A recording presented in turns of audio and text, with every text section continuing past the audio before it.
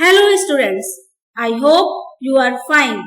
In the previous videos, we have discussed our chapter number 8, that is comparing quantities. Now today I am going to start our new chapter, rational numbers, that is chapter number 9. In this chapter, first we will discuss introduction of rational numbers, equivalent rational numbers, and positive and negative rational numbers.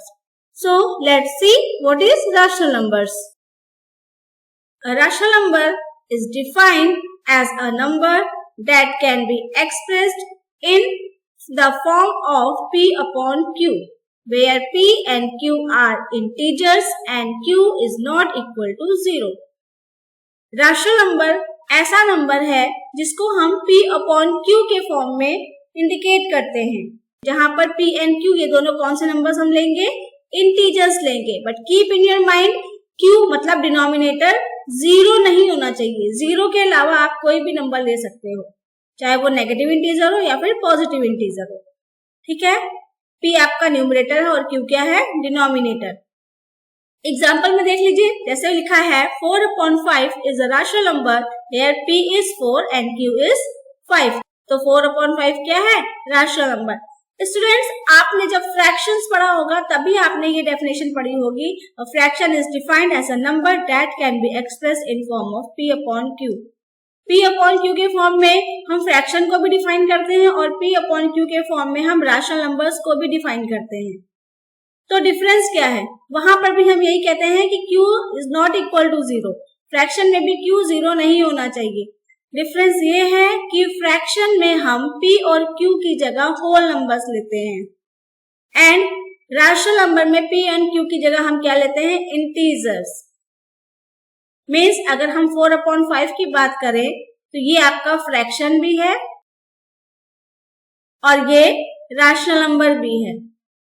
इसलिए हम ये भी कह सकते हैं कि सारे fraction, क्योंकि फ्रैक्शन तो पॉजिटिव होंगे, नेगेटिव तो होंगे नहीं, तो सारे फ्रैक्शन रैशनल नंबर्स होते हैं. But all rational numbers are not fraction, क्योंकि अगर रैशनल नंबर मान लीजिए -1/3 लिखा है तो इसमें P का मतलब न्यूमरेटर -1 है, तो ये रैशनल नंबर होगा, ना कि फ्रैक्शन.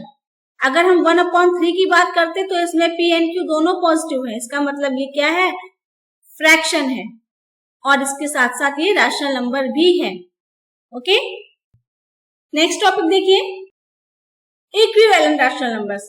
जैसे आपने इक्विवेलेंट फ्रैक्शन सीखा था वैसे इक्विवेलेंट रैशनल नंबर्स है.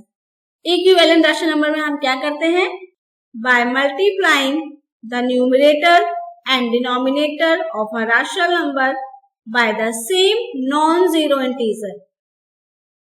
जो भी रैशनल नंबर आपको दिया गया है उसके न्यूमरेटर और डिनोमिनेटर में आप किसी भी इंटीजर से मल्टीप्लाई करा दो, but keep in your mind वो 0 नहीं होना चाहिए. चाहे नेगेटिव नंबर आप ले लो चाहे पॉजिटिव नंबर ले लो, कोई भी एक नंबर से अगर आप न्यूमरेटर डिनोमिनेटर में मल्टीप्लाई करा दोगे तो आपको क्या मिल जाएगा, इक्विवेलेंट रैशनल नंबर्स. इसी तरह से हम ये भी डेफिनेशन बना सकते हैं कि the division of numerator and denominator by the same non-zero integer also gives equivalent rational number. अगर आप सेम नंबर से डिवाइड भी करोगे न्यूमरेटर और डिनोमिनेटर को तब भी आपको इक्विवेलेंट रैशनल नंबर मिल जाएगा. जैसे मान लीजिए लिखा हुआ है, यहाँ पर एग्जांपल बता दे रही हूँ, जैसे लिखा है 2/3. 2/3 का आपको इक्विवेलेंट रैशनल नंबर लिखना है, तो 2/3 एक ये रैशनल नंबर आपको दिया गया है. आप इसके न्यूमरेटर और डिनोमिनेटर में सेम इंटीजर से मल्टीप्लाई करा दो. जैसे मान लीजिए हमने मल्टीप्लाई करा दिया 3 का, तो न्यूमरेटर डिनोमिनेटर दोनों में ही कराना है. तो 3 2 क्या हो गया, 6 एंड 3 3 9.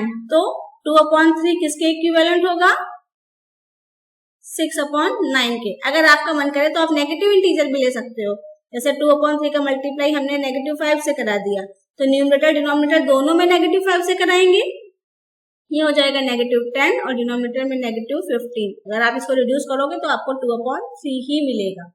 ठीक है, अब यहाँ पर डिवीजन की बात कर रहा है कि डिवीजन में हम क्या करते हैं, न्यूमरेटर और डिनोमिनेटर को सेम इंटीजर से डिवाइड करते हैं. जैसे मान लीजिए लिखा हुआ है -15/20, तो हमको इक्विवेलेंट रैशनल नंबर चाहिए, तो हम डिवाइड करने के लिए इसको हम डिवाइड कर देते हैं 5 से. सेम इंटीजर से डिवाइड कर रहे हैं तो डिवाइड करेंगे तो -3 हो जाएगा और ये क्या हो जाएगा, 4. तो -15/20 ये इक्विवेलेंट है -3/4 के। ओके, चलिए इससे रिलेटेड एग्जांपल देखते हैं। फिल इन द बॉक्सेस, आपको ये बॉक्स दिया गया है, इसमें फिल करना है। कुछ नहीं, बहुत सिंपल है, आपने पहले भी इस टाइप के क्वेश्चंस किए होंगे, बट ये रैशनल नंबर है तो यहाँ पर हम नेगेटिव नंबर्स भी ले सकते हैं, ये डिपेंड करता है क्वेश्चन पे। चलिए देखिए, यहाँ पर लिखा है पहले 5/4, यहाँ पर बॉक्स बना है और यहाँ पर डिनोमिनेटर में लिखा है 16, तो 4 से 16 कैसे आया, यहाँ पर लिखते हैं 16, ये हमको निकालना है, तो 4 से 16 कैसे आया, 4 4 जा 16, हमने 4 का मल्टीप्लाई कराया, 4 का मल्टीप्लाई हम न्यूमरेटर में भी कराएंगे, तो क्या हो जाएगा 5 4 जा 20, मीन्स फर्स्ट बॉक्स में क्या आ जाएगा 20। इसके बाद देखते हैं 5/4, ये वाला रैशनल नंबर लेते हैं 25/, यहाँ पर बॉक्स है, हमको नहीं पता क्या लाना है। अब देखिए यहाँ पर 5 लिखा है, 5 से 25 कैसे आया, 5 में अगर हम 5 का मल्टीप्लाई कराएंगे तो 25 आएगा ना, तो 5 का अगर मल्टीप्लाई हम न्यूमरेटर में करा रहे हैं तो 5 का डिनोमिनेटर में भी कराएंगे, तो 5 4 जा 20, मीन्स यहाँ पर डिनोमिनेटर में क्या आ गया 20। इसी तरह से थर्ड वन फिर से देखते हैं, 5/4 ये लिखा हुआ है and that is equal to -15 में क्या है नहीं पता। चलिए देखते हैं, 5 की टेबल में 15 आता है, 5 3 से 15, हम 3 से मल्टीप्लाई कराएंगे, बट यहाँ पर -15 लिखा है तो हम -3 से मल्टीप्लाई करा देते हैं। अब -3 से मल्टीप्लाई अगर आप न्यूमरेटर में करा रहे हो तो डिनोमिनेटर में भी -3 से कराओगे, तो क्या हो जाएगा 4 3 जा 12 और ये नेगेटिव, क्योंकि यहाँ पर कोई साइन नहीं लगा है तो पॉजिटिव का साइन होगा इसका मतलब, और प्लस माइनस माइनस होता है इसलिए माइनस, यहाँ पर क्या हो जाएगा -12। ओके, इसी तरह से सेकेंड वन देखते हैं, इसमें लिखा है -3/7 और इधर डिनोमिनेटर में 14 है, न्यूमरेटर नहीं पता। 7 से 14 कैसे आया, 7 2 जा 14, 2 का मल्टीप्लाई करके, तो 2 का मल्टीप्लाई हम न्यूमरेटर में भी करा देंगे, तो 3 2 जा 6 और माइनस प्लस माइनस तो जाएगा -6 -3/7 दैट इज इक्वल टू 9 में क्या है नहीं पता। चलिए -3 से 9 कैसे आया, 3 3 जा 9, तो 3 का मल्टीप्लाई कराएंगे, लेकिन यहाँ पर पॉजिटिव 9 है, इसका मतलब हम -3 लेते हैं तभी तो माइनस माइनस प्लस हो जाएगा।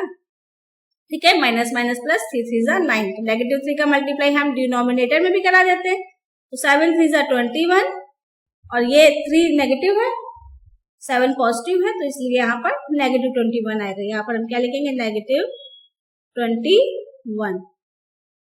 -3/7 इज इक्वल टू -6 में क्या है नहीं पता। 3 से 6 कैसे आया, 2 का मल्टीप्लाई करा के, और नेगेटिव ऑलरेडी लगा हुआ है, इसका मतलब हमने जो 2 लिया है वो हमको नेगेटिव लेने की जरूरत नहीं है। 2 का मल्टीप्लाई आप डिनोमिनेटर में भी करा दीजिए, 7 2 जा 14, मीन्स यहाँ हम क्या फिल करेंगे 14। इस तरह से आप इसका इक्विवेलेंट रैशनल नंबर निकाल सकते हैं। नेक्स्ट टॉपिक देखिए, positive and negative rational numbers. क्या होता है पॉजिटिव रैशनल नंबर एंड क्या होता है नेगेटिव रैशनल नंबर। देखिए, when the numerator and denominator both are positive integers it is positive rational number.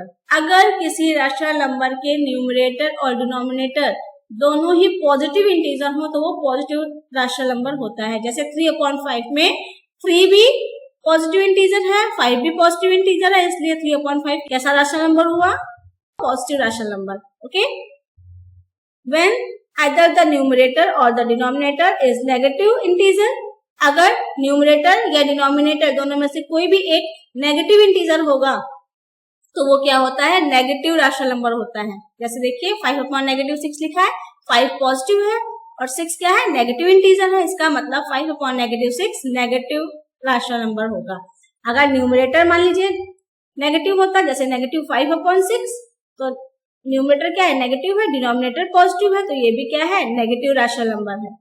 अच्छा, अगर दोनों नेगेटिव हो, दोनों पॉजिटिव होंगे तो वो पॉजिटिव रैशनल नंबर होगा, दोनों में से एक अगर नेगेटिव होगा तो वो नेगेटिव रैशनल नंबर होगा।